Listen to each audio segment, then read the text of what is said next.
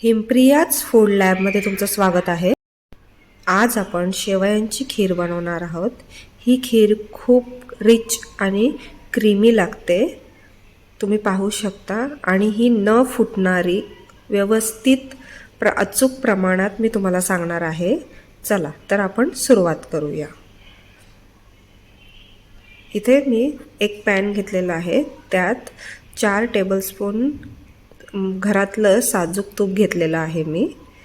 तुम्ही बाजारातला आणलेलं सुद्धा घेऊ शकता।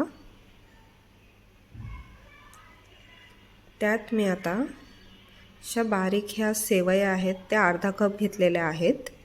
त्या आता थोड्याशा भाजलेल्या आहेत त्या आधीच, पण थोड्याशा तुपामध्ये आपण परतून घेऊया।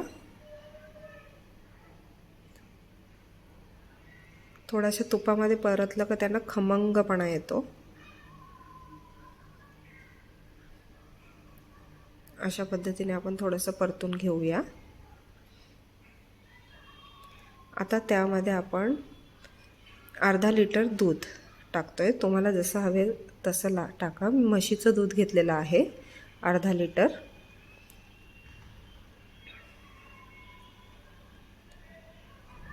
दूध थोडं उकळलं, थोडासा एक उकळी आली, अशा पद्धतीने तुम्ही जर खीर बनवली, मी सांगितले त्या प्रमाणात आणि अचूक प्रमाणात बनवली तर तुमची खीर फुटणारही नाही।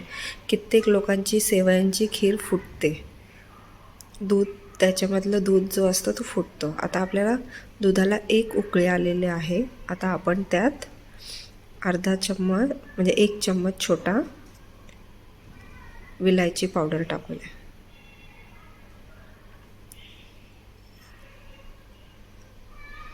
मिक्स करून घेऊया। तुम्ही एकदा ही खीर बनवली की तुम्ही पाहू शकता की तुम्ही आता बनते तेव्हाच तुम्ही पाहू शकता साईडला बघा ती कशी क्रीमी दिसते। आता आपण 1/4 कप साखर टाकूया। तुम्ही साखर कमी जास्त करू शकता तुमच्या आवडीप्रमाणे। तुम्हाला जास्त गोड हवी असेल तर तुम्ही जास्त करू शकता, कमी गोड हवी असेल तर साखर कमी सुद्धा करू शकता। तर त्यात मी आता थोडीशी केसरचे धागे टाकते।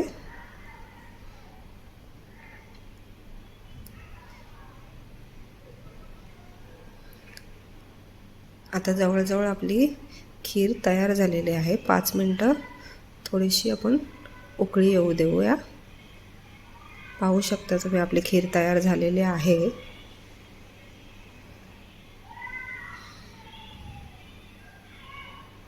जर तुम्हाला माझी रेसिपी आवडली असेल तर प्लीज लाईक करा, शेअर करा आणि सबस्क्राईब करा। चला तर आपली खीर तयार झालेली आहे। आता आपण सर्व करूया। मी खीर बनवताना काजू बदाम हे ड्रायफ्रूट्स टाकले नव्हते, कारण माझ्या मुलांना ते टाकल्यावर आवडत नाही, म्हणून मी आता फक्त वरतून गार्निश करणार आहे ड्रायफ्रूट्सने। तुम्ही आधीच टाकू शकता, तळून सुद्धा घेऊ शकता किंवा असेच टाकू शकता। मी आता फक्त वरतून ड्रायफ्रूट्स टाकलेले आहेत। माझी रेसिपी पाहण्यासाठी थँक्यू।